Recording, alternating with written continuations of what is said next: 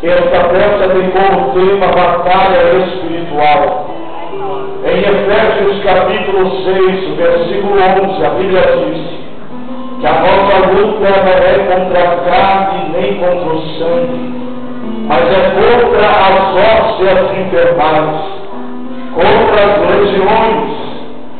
E sabemos, irmãos, que neste momento há uma guerra espiritual, mas o que temos em nós, que nós não estamos sozinhos. O Senhor está na nossa frente. Ele é mais valente do que o guerreiro, e antes de você entrar na guerra, ele já venceu por ti.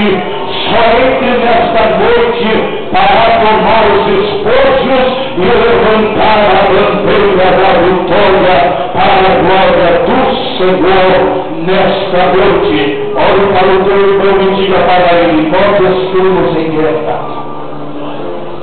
Diga para ele o que você tem em suas mãos. Diga ele: se você não tem nada, Deus vai te dar a armadura de um soldado nesta noite, pois Deus será o nosso refúgio e a nossa fortaleza nessa dispensação que estamos vivendo no nome de Jesus.